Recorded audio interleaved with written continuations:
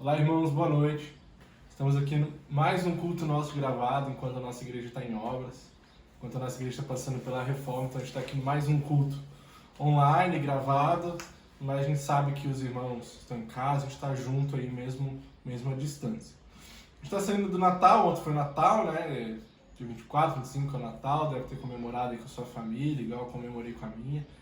Essa chance da gente lembrar do nascimento do nosso Senhor Jesus Cristo, lembrar do anúncio de Maria, do nascimento. É um tempo muito bom também para a gente recordar velhas histórias em família, velhas histórias da Bíblia.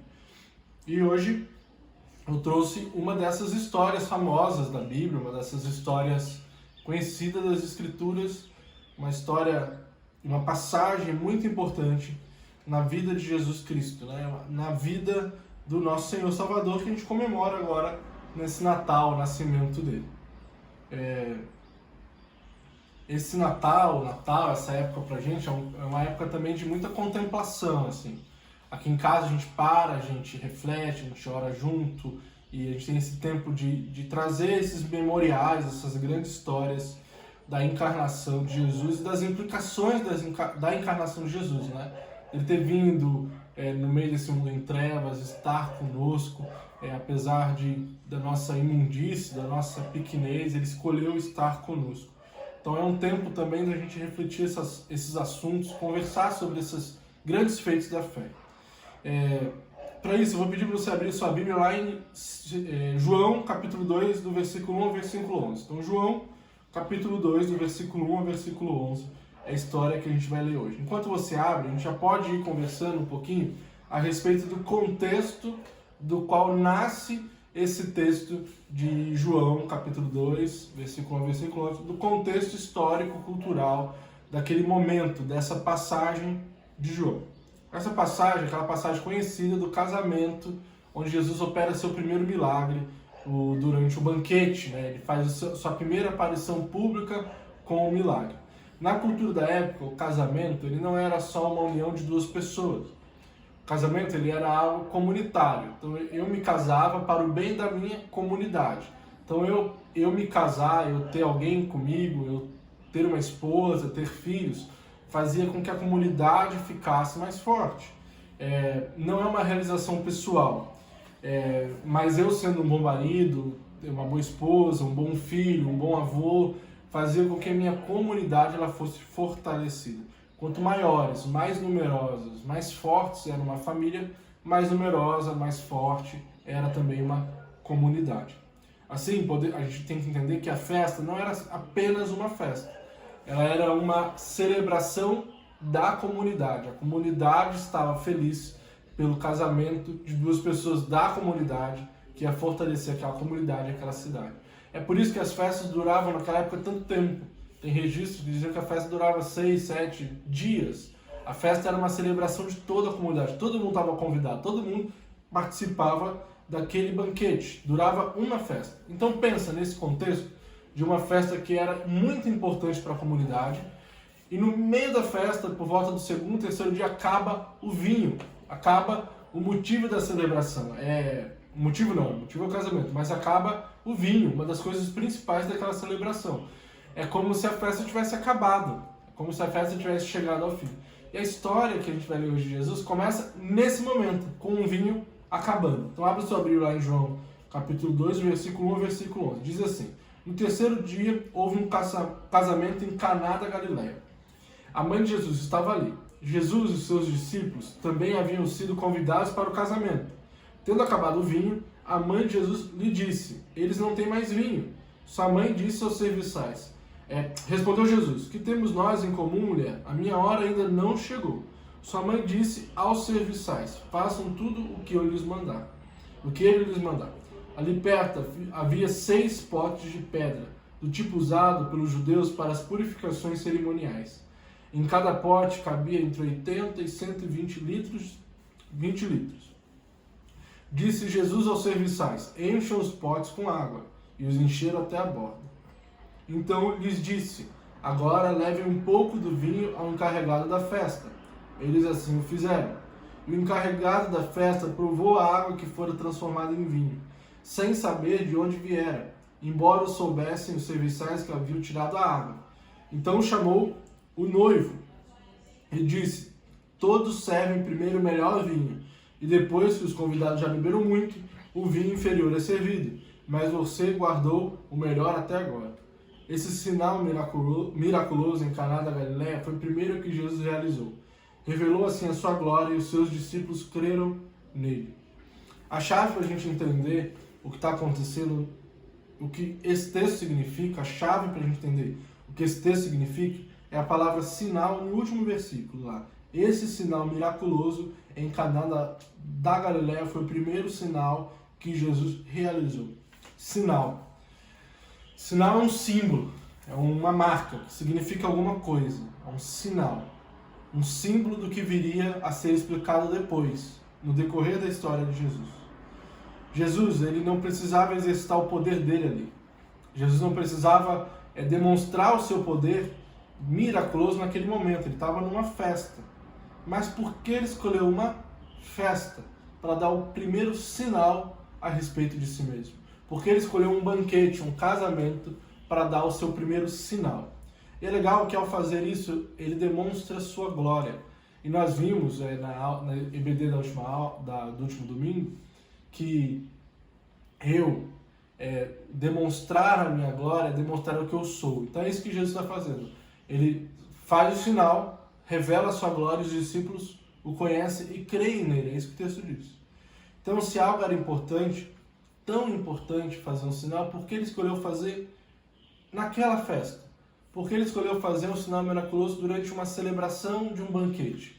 Qual foi a ideia de Jesus ao revelar-se o começo do seu ministério terreno numa festa de casamento? Pensa você vai apresentar, você é um empresário, você vai apresentar um produto novo, você vai apresentar algo grandioso, você está criando um novo produto para a tua empresa. Então você vai apresentar esse produto, você escolhe o melhor local possível. Você escolhe o local, você escolhe as pessoas, os convidados, você faz um lançamento de um produto com as pessoas mais importantes possíveis. Você escolhe o momento certo de apresentar o seu produto. Aqui a gente vê Jesus apresentando o seu produto, o seu sinal, no meio de uma festa na sua comunidade. Por que Jesus escolheu isso? Porque Jesus começou a deixar os seus sinais naquele momento. Primeiro, a gente tem que olhar para o versículo 9, que ele diz sobre o responsável pela festa, ou responsável pela cerimônia, responsável pelo casamento. Esse cara, esse responsável pelo casamento, quem já casou e tinha uma mestre de cerimônias, uma cerimonialista, sabe o que eu estou falando, que é uma pessoa responsável por convidar, por cuidar do banquete, por cuidar das bebidas, por cuidar das coisas que envolvem o casamento, por convidar as pessoas. Esse é a função do responsável pela festa. E está acontecendo uma festa ali, festa de casamento, e Jesus ele toma as rédeas do casamento. Ele se coloca no lugar de responsável pela festa. É como se ele dissesse assim, a partir do momento que ele transforma água em vinho, eu sou o responsável por essa festa. Eu, Jesus, sou responsável pela festa de casamento. Se essa festa está acontecendo agora aqui, é por causa de mim, por causa de Jesus. Eu sou o Senhor dessa festa. Se essa festa aqui está acontecendo, essa alegria está acontecendo, é porque eu estou aqui. Você pode perguntar assim, festa? Por que Jesus está falando em festa? Por que Jesus está falando em alegria? Sendo que ele veio aqui para a terra, se humilhou e passou por todo o processo de morte e morte de cruz. Por que ele que chorou no Getsemane está começando o seu ministério numa festa? Essas perguntas que a gente faz são perguntas muito sinceras, muito corretas. Mas quando Jesus realiza o primeiro sinal dele no meio de uma festa, no meio de uma celebração, no meio de um momento de alegria, em nenhum momento ele exclui aquilo que ele havia de passar ainda. É como se ele afirmasse, sim, eu negarei a mim mesmo. Sim, eu irei me sacrificar e os meus seguidores também irão se sacrificar. Sim, eu vou sofrer nessa terra. Eu vou ser excluído, incompreendido, rejeitado. Sim, eu vou passar por tudo isso. Mas a festa tem que acontecer. Porque no fim de tudo, a promessa do nosso Senhor Jesus Cristo, do começo do seu ministério terreno até o final é essa. É nos prometendo uma festa.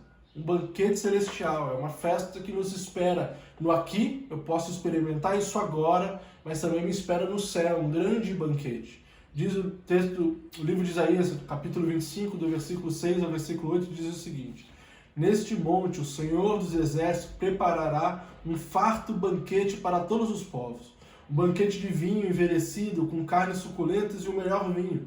Neste monte ele destruirá o véu que envolve todos os povos, a cortina que cobre todas as nações, destruirá a morte para sempre. O soberano Senhor enxugará as lágrimas de todo o rosto e restituirá de toda a terra a zombaria do seu povo. Foi o Senhor que o disse. O Senhor Jesus é essa promessa de uma festa, é uma promessa de alegria. Por isso que as nossas celebrações, nossos cultos, nossos encontros com os irmãos em Cristo são alegres.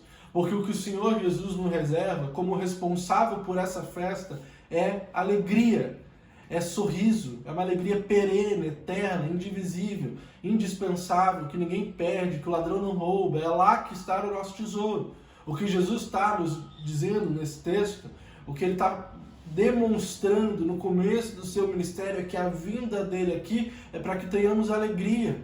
E o próprio Jesus fala disso, que ele vem para que tenhamos vida e vida em abundância. Que a gente tenha vida alegre, vida feliz.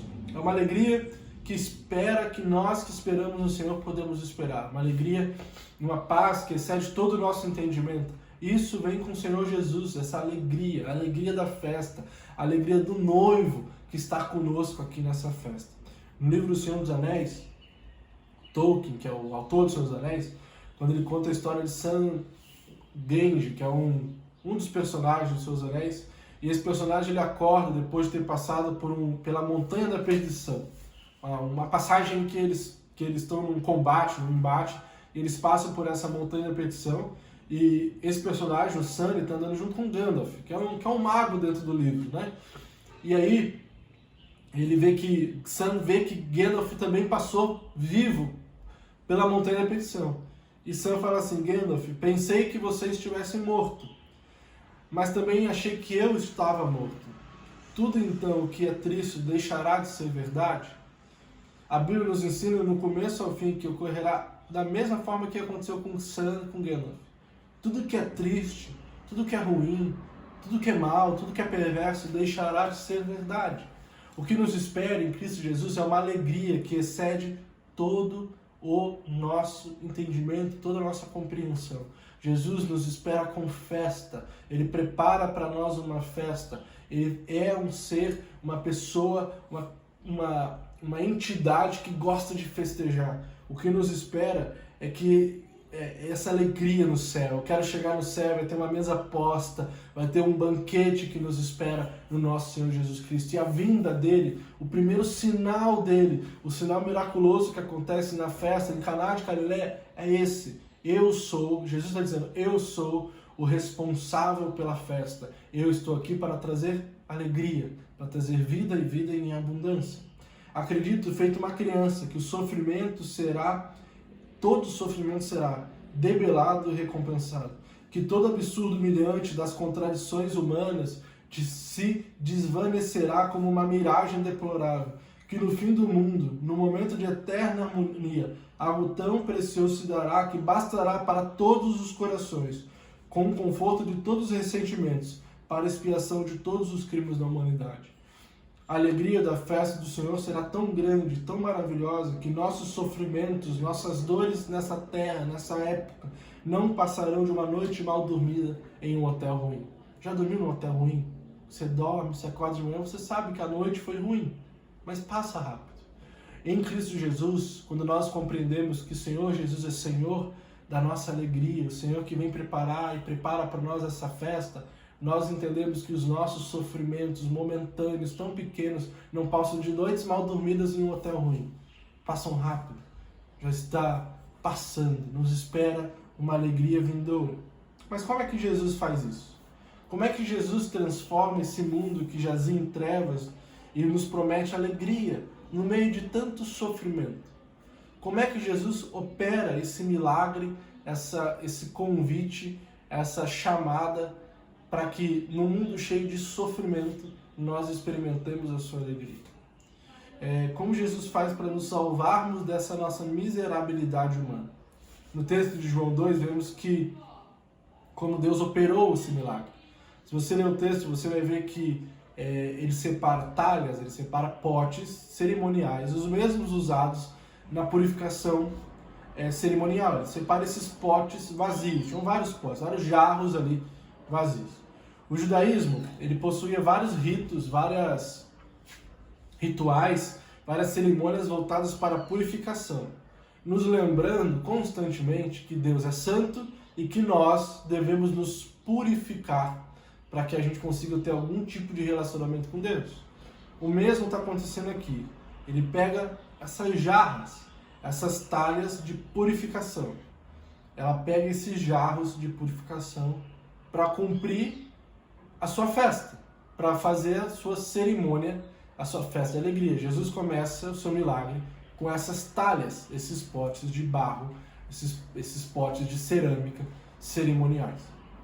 Antes da gente continuar essa história, a gente tem que falar a respeito de um assunto que ninguém gosta de ouvir, que é sobre pecado.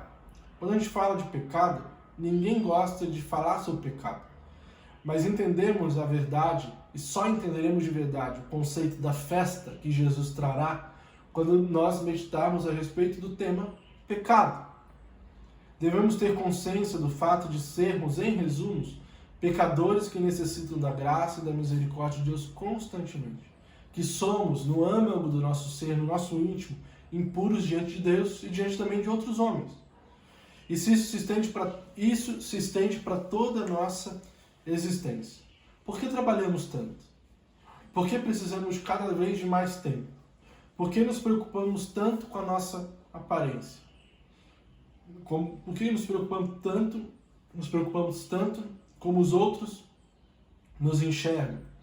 Porque no fim sabemos da nossa condição e tentamos de alguma forma nos purificar, nos justificar, nos encobrir da culpa e da vergonha. Não queremos só ser bem-sucedidos, não queremos ter só uma carreira profissional, não queremos só uma vida melhor. Queremos, alguns de nós sabem disso, alguns ainda estão aprendendo, que no fundo das nossas almas, do vazio da nossa existência, somos culpados, pecadores, vazios e necessitamos da graça de Deus. Lembre de Adão e Eva. Se você pegar a história de Adão e Eva lá, eles passam pelo momento de pecado, eles experimentam do fruto e eles sentem vergonha de se cobrem, com folhas. Eles se cobrem com folhas para que Deus não veja a nudez deles. O mesmo acontece conosco.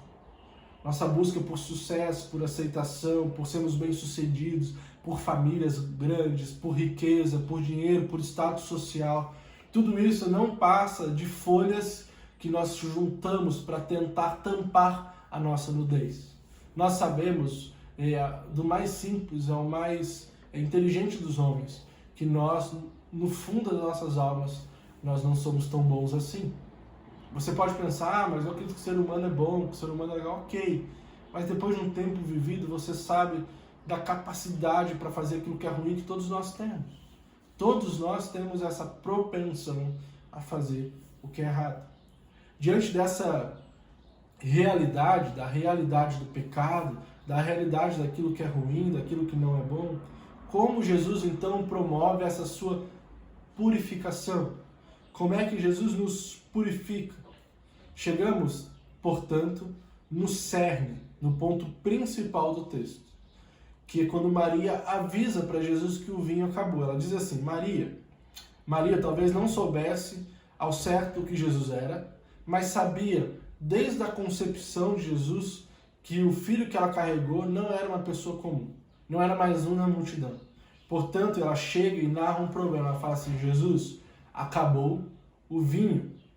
E a resposta que Jesus dá é uma resposta que pode soar até meio ríspida. Ela fala assim: mulher, aparta-te de mim, minha hora não chegou. Não chegou meu momento. Ele é meio ríspido com ela.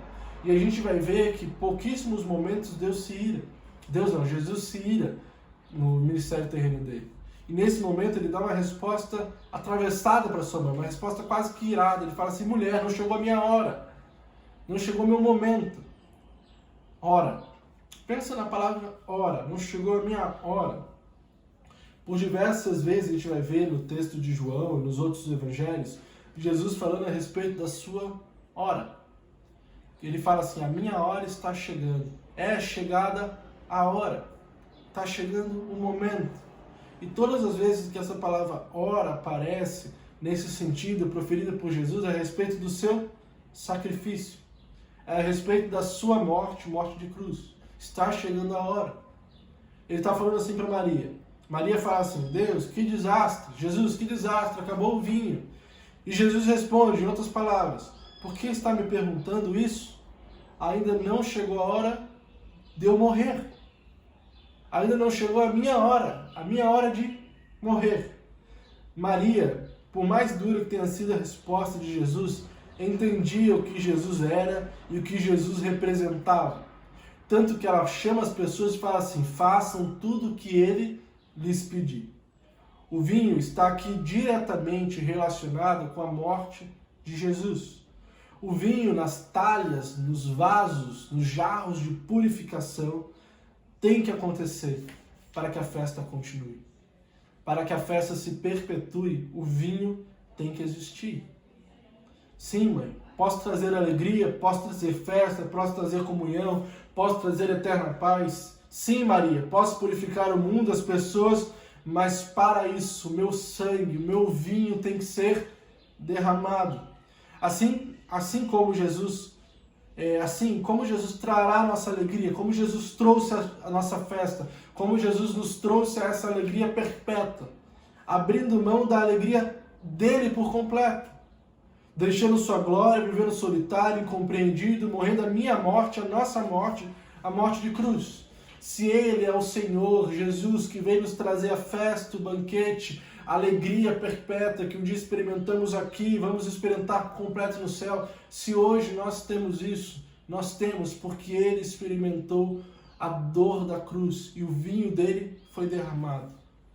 O vinho, o nosso vinho, a nossa capacidade de nos purificar, de chegarmos diante de Deus, por isso acabou.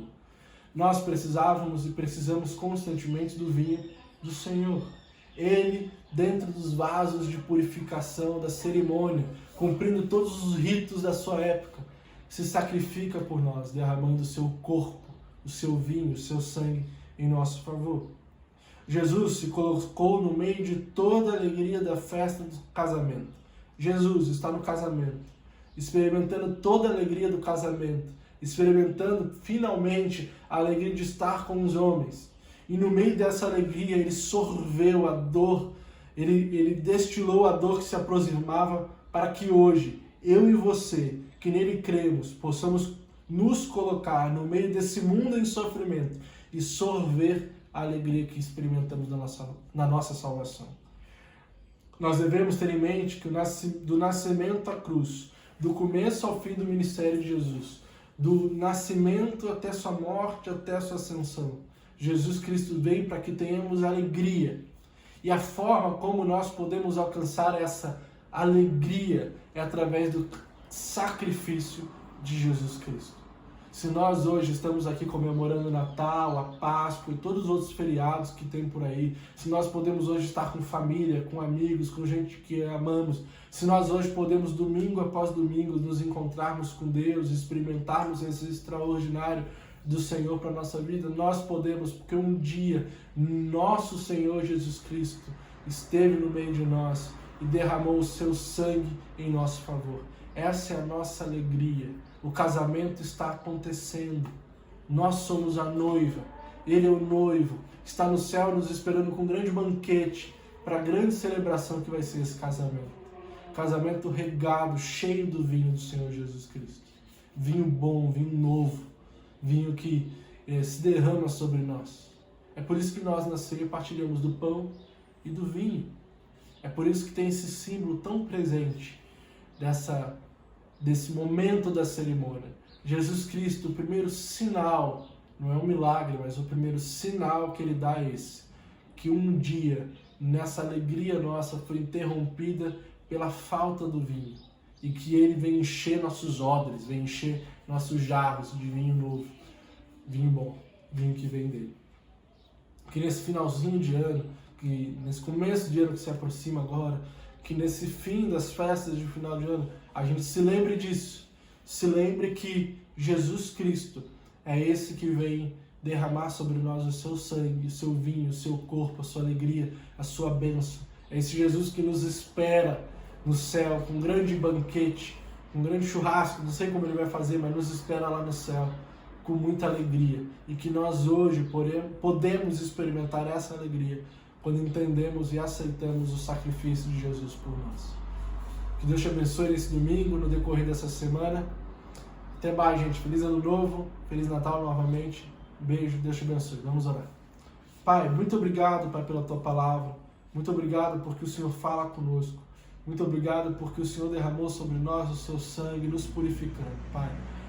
O Senhor derrama o Seu amor sobre nós na proporção que derramou Sua ira sobre o Seu próprio Filho. Muito obrigado por isso, Pai. Muito obrigado que a gente hoje pode experimentar uma alegria, Pai, que vem do Seu sacrifício, Pai. Muito obrigado por isso. Muito obrigado porque o Senhor abriu mão da Sua própria alegria para que nós hoje tivéssemos alegria, Pai. O Senhor abriu mão da Sua vida abundante para que nós tivéssemos hoje uma vida em abundância. Pai, muito obrigado por isso. Que o Senhor nos abençoe, que o Senhor nos guarde nesse finalzinho de ano e no começo do ano que se aproxima, Pai. Amém. Até mais, pessoal.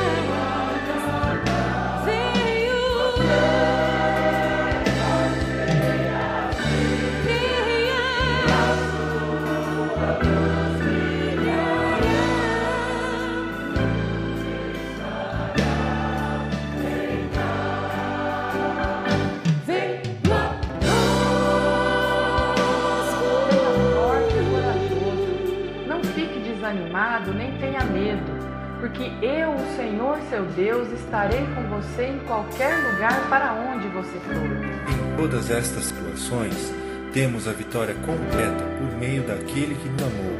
Entreguem todas as suas preocupações a Deus, pois Ele cuidará de vocês. Deus é o nosso refúgio e a nossa força, socorro que não falta em tempos de aflição. Nem a altura, nem a profundidade, nem alguma outra criatura nos poderá separar do amor de Deus que está em Cristo Jesus, nosso Senhor. Só eu conheço os planos que tenho para vocês: prosperidade e não desgraça, e um futuro cheio de esperança.